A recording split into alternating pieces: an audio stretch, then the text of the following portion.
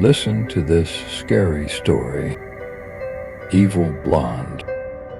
The case that we are going to talk about today is one of the cases that made a big noise at the time, and until now, 20 years after the incident, people are still talking about it because of the shock they faced from the events of the case, especially when you know that the perpetrator is a girl.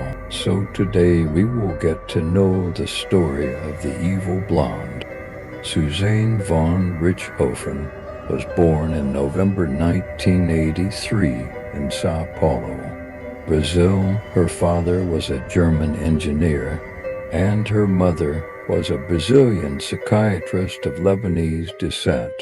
Susanna also had another guy, 4 years younger than her, named Andreas, was born in 1987. The life of the family was excellent in all respects. Its family were somewhat millionaires, and their fortune was estimated at $5.5 million. And Susanna studied at a German high school, after which she left at a Catholic university in Brazil to study law. There were no problems between them, and everyone lived and was happy. In 1999, Susanna started learning a Brazilian sport. It's called jiu-jitsu, and in the place or in the club it was in training, I got to know a guy named Daniel Kriver. Their relationship started as friends and then developed, and Daniel became a boyfriend, of course, at the beginning. The parents knew about the issue and were in agreement that their daughter is related to him. But after a while, they changed their minds because they discovered that Daniel does not work, does not study, and drinks drugs, and his condition is bad in all respects. I mean, in short, they knew that he was a bad person.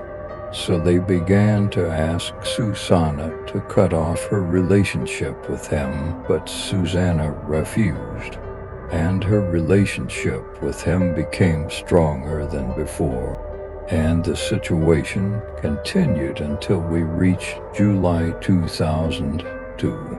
During that month, Susanna's family was out of work, and they were going on a vacation trip. During this period, Daniel came to live with her in the house for a whole month until her family returned from vacation.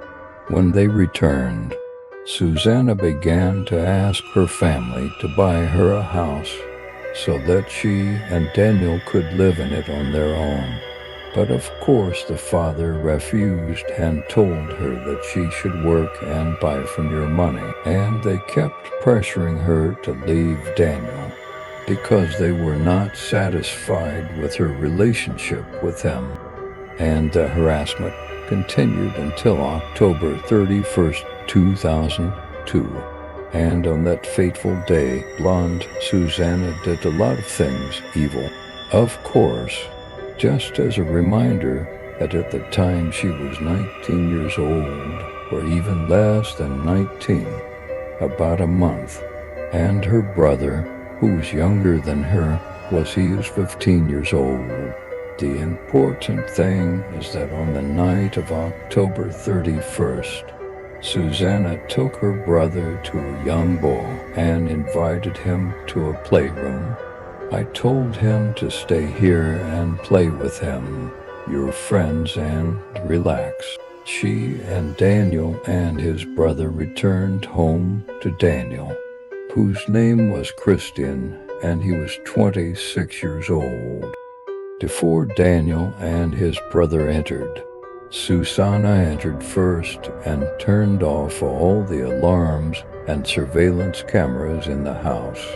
Then she went to her mother and father's room to make sure that they were asleep. After she made sure that her family was asleep and that the cameras were turned off, they entered Daniel and Christian. She was sitting in the salon. Daniel and his brother went to her mother and father's room, and she had a piece of iron with her that they used to kill her family, Susanna. At first, they hit them with the iron piece on their heads, but they did not die from the blow. The blow was very painful, but it did not kill them. So Daniel went to the bathroom and brought a wet towel and strangled the father and mother with it because they were screaming and making loud noises. But this didn't work for them, so Daniel went back to the kitchen, got a bowl in it, and started choking them with my water. Unfortunately, Susanna's father died in this way, but the mother is still alive and they haven't been able to kill her yet. So to finish the horrible crime they started, he answered with a plastic bag. They covered the mother's head until she died. After they confirmed that they had died, Susanna went out to make sure for herself that the operation was completed, and then they started to carry out the second part of their crime, which is that they changed the scene. Crime. They changed things in the house until it turns out that there are thieves who broke into the house in order to steal from them who committed the crime. So they first started collecting the money that was in the house and took it. And then they started throwing papers on the ground and trying to make a mess in the house until the police came and saw the state of the house. They say, "Oh, this is probably a thief who was looking for money and running away." They made the mess they wanted to do, but they forgot very important things at home. They forgot their cell phones, they forgot a gun, and some of the special stuff. In order to complete the lie, Daniel and Susanna followed them. They went to a hotel where they stayed, and Kristen went to a restaurant to eat in it.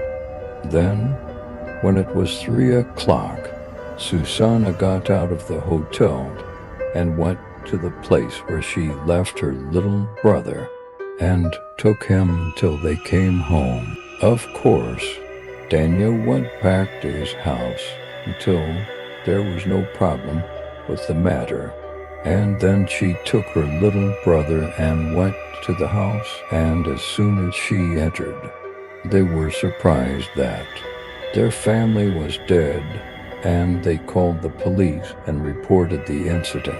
Fortunately, the police were smarter than them, and when they first came to the house and started an investigation, they suspected that the criminal was one of the residents of the house because the alarms and cameras could not be turned off from inside the house, and the papers and mess they made were tidy mess.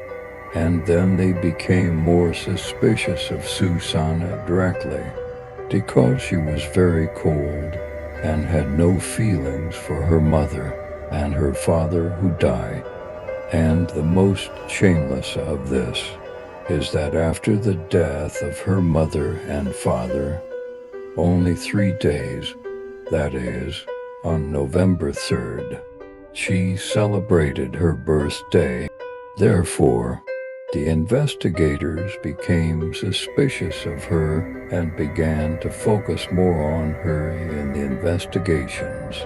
And they began to notice that she and Daniel and his brother Daniel began to buy somewhat expensive things and pay cash, which means that they suddenly got a large sum of money.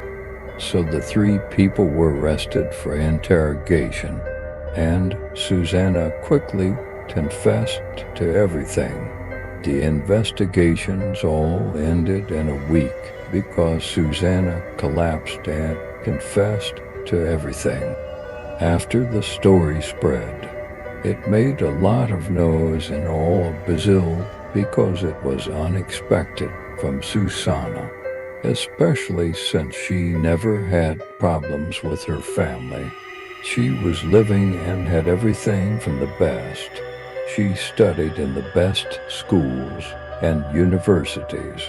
And at the same time, some people have become sympathetic with her and they say that she is just a 19-year-old girl. Her boyfriend, he is the one who played with her mind and her practical plans.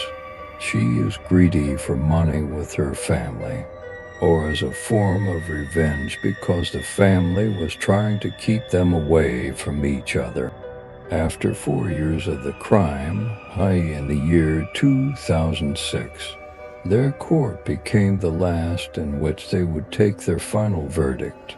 And in the court, Susanna used to say that Daniel and his brother were the perpetrators, and they were the ones who planned it, and it had nothing to do with it. At the same time, Daniel and his brothers said that they did this thing at her request, and that she was the one who asked for this thing. Finally, Susanna and Daniel were charged with premeditated murder. They were sentenced to 40 years in prison. As for his brother Daniel, he was sentenced to 38 years for conspiring against the victims.